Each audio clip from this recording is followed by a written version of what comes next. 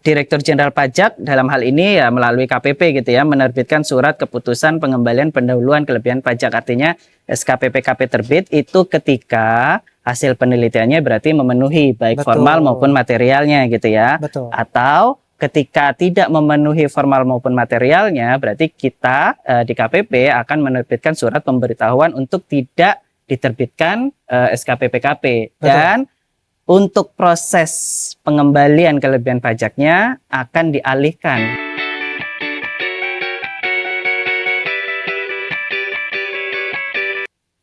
Assalamualaikum warahmatullahi wabarakatuh. Selamat datang di Bijak Bicara Pajak, podcast KPP Made Jakarta Pusat, podcast edukasi perpajakan yang membahas isu-isu terbaru dan penting seputar perpajakan di Indonesia.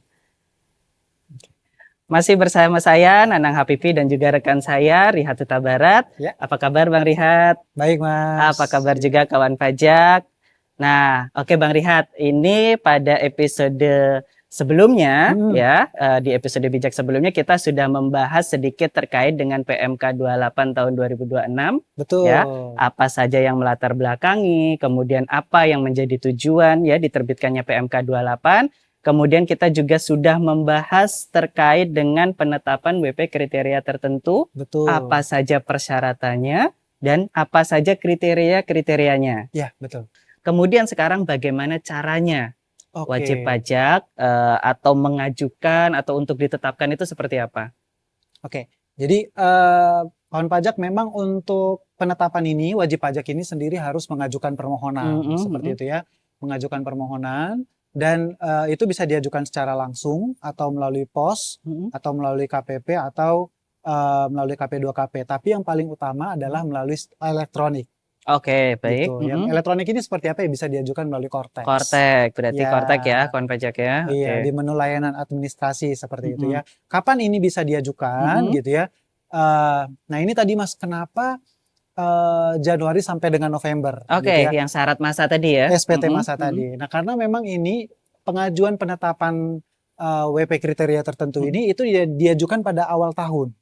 Oh, oke. Karena kan dia untuk ditetapkan di tahun pajak yang akan berjalan tersebut. Contoh misalnya nanti di tahun 2027 gitu ya Mas ya.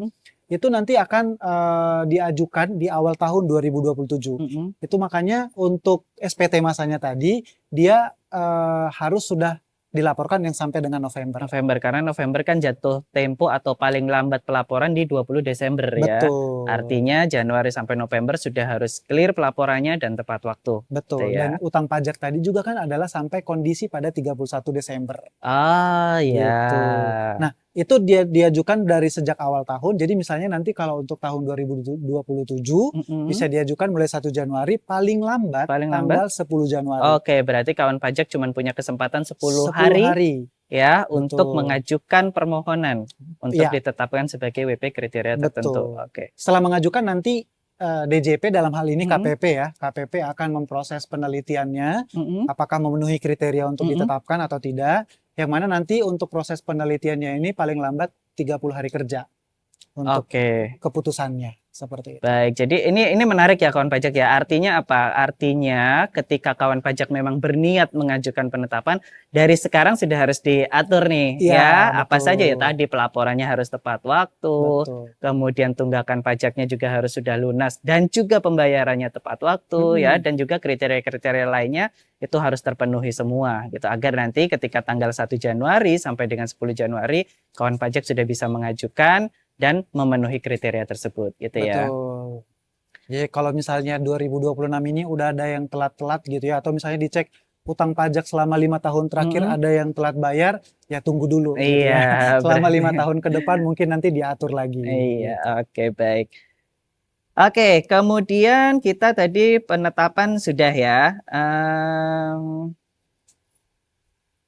Oke, nah. Ada jangka waktu berlakunya nggak untuk penetapan ini? Ketika tadi WP mengajukan nih, ya kemudian kita sudah tetapkan karena memenuhi kriteria. Nah, ada batas waktu penetapannya nggak? Atau masa berlakunya gitu ya? Masa berlaku SK penetapannya. Iya, sebenarnya tidak ada disebutkan nanti di SK-nya itu masa berlaku sampai dengan kapan, karena memang di PMK ini diatur bahwa wajib pajak kriteria tersebut itu berlaku sampai dengan dicabut, Mas. Oh, oke. Oke, Gitu, menarik sampai nih. dengan dicabut. Mhm. Nah, apa aja yang bisa membuat dia dicabut? Iya. Nah, tentunya kan ada kriteria yang menyebabkan statusnya ini dia dicabut. Oke. Gitu. Status wajib pajak patuhnya dicabut karena yang tadi berarti kepatuhan pelaporan. Oke. Kurang lebihnya mungkin sama seperti tadi syarat pengajuan. Kriterianya sama ya. Iya, jadi ketika misalkan SPT tahunannya terlambat lapor atau Mhm. SPT masa yang tadi 3 masa 3 masa berturut-turut tadi, berturut-turut itu heeh. ada terlambat dilapor, Mhm maka mhm. nanti secara otomatis akan diproses untuk pencabutan penetapan wajib pajak Kriteria kriteria tertentu. tertentunya. Oke, heeh. Seperti itu. Begitu juga nanti terkait dengan kepatuhan pembayaran utang pajaknya tadi gitu ya. Mhm. Kalau misalnya ada utang pajak yang misalnya belum dilunasi atau misalnya terlambat melakukan pembayaran utang pajaknya Mhm. setelah dia ditetapkan gitu ya, maka nanti dia akan memenuhi kriteria untuk dicabut status kriteria tertentunya. Seperti itu. Baik itu kondisi laporan keuangannya juga seperti itu, Mas. Kalau misalkan ternyata laporan auditnya restatement nih gitu ya, atau misalnya bukan WTP lagi lah, berubah jadi Wajar dengan pengecualian wajar misal. dengan pengecualian gitu ya, atau misalkan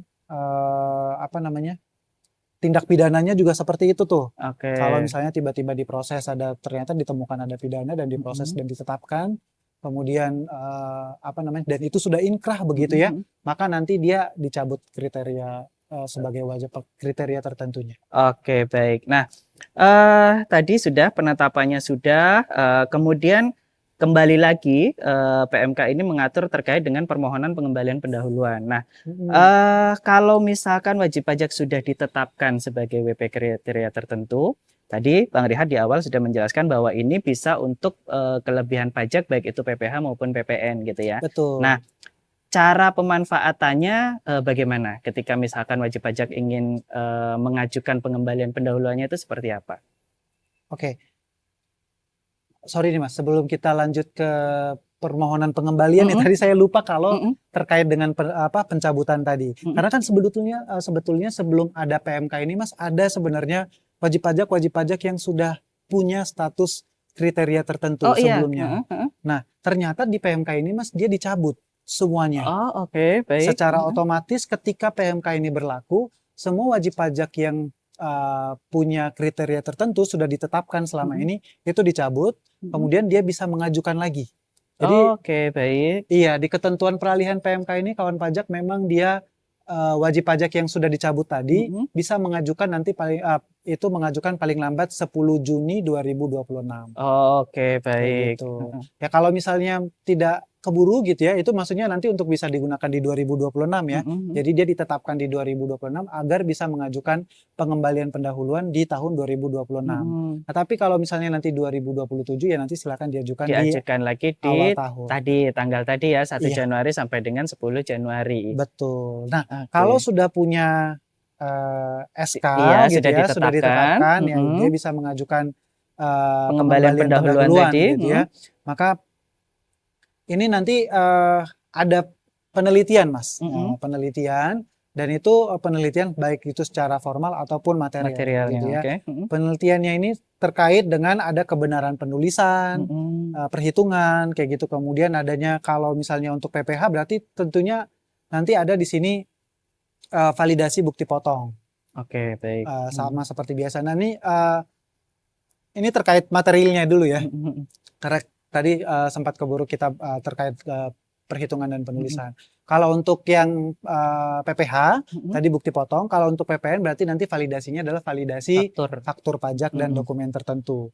Selain itu juga nanti pemenuhan kegiatan tertentu nanti untuk yang PPN, baik itu yang penyerahan yang kegiatan yang tertentu ini seperti ekspor gitu ya, kemudian penyerahan tidak dipungut dan penyerahan kepada pemungut. Oke, baik. Gitu. Nah kalau formalnya, di formalnya ini nanti tentu dilihat dulu nih, diteliti dulu, dia beneran udah punya status kriteria tertentu. Maksudnya berarti dia sudah punya SK atau belum? Iya. Gitu. Kemudian kepatuhan lapornya Mas, tetap diteliti juga, berarti dia tidak telat lapor SPT tahunan, tidak telat apa namanya PPN ataupun masa pajak lainnya kayak gitu. Kemudian utang pajaknya juga sudah dilunasi dan tidak terlambat pembayaran kayak gitu ya. Baik. Sama, kurang lebih sama seperti yang tadi. Kemudian juga laporan keuangannya juga dicek ke apa namanya memenuhi syarat yang tadi atau tidak, dan termasuk juga nanti pidana perpajakannya. Oke, Jadi baik. ketika saat penelitian ini nanti ditemukan apa namanya, tadi kan kita ada kriteria untuk pencabutan tuh Mas ya. Jadi ketika pada saat penelitian permohonan pendahuluan ini ada kriteria sudah yang tidak terpenuhi lagi, maka langsung diusulkan untuk pencabutan status kriteria tertentunya. Oke, baik. Gitu. Berarti selain pengembalian pendahuluannya tadi tidak bisa kita proses, Betul. SK penetapannya pun kita usulkan untuk pencabutan. Berarti gitu ya. Ketika tadi hasil penelitian kriteria-kriteria tadi ada yang tidak terpenuhi, maka ya itu tadi ya, pengembalian pendahuluannya tidak dapat kita berikan, dan juga SK penetapan yang sudah kita tetapkan sebelumnya akan kita usulkan untuk dicabut gitu ya. Betul. Oke, baik. Kemudian kita lanjut, tadi formal materialnya sudah ya. Kemudian kalau berdasarkan hasil penelitian tadi ya, Direktur Jenderal Pajak dalam hal ini ya melalui KPP gitu ya, menerbitkan surat keputusan pengembalian pendahuluan kelebihan pajak. Artinya SKPPKP terbit itu ketika hasil penelitiannya berarti memenuhi baik formal maupun materialnya gitu ya.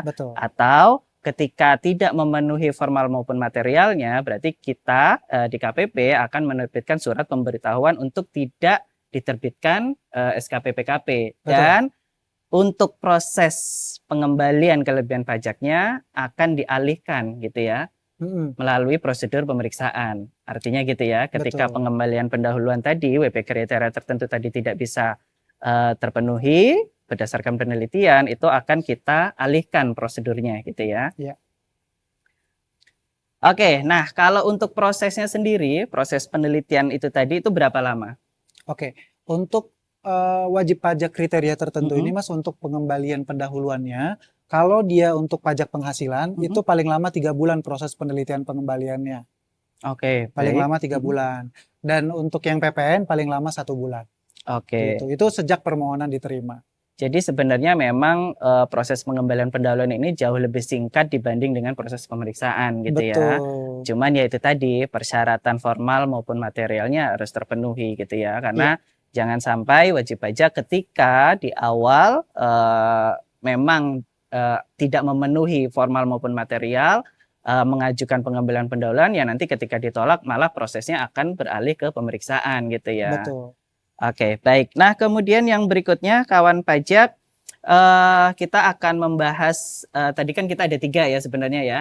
Ada WP kriteria tertentu, ada WP persyaratan tertentu, dan juga ada pengembalian pendahuluan kepada WP PKP berisiko rendah. Tapi untuk episode kali ini kita cukupkan dulu ya kawan pajak.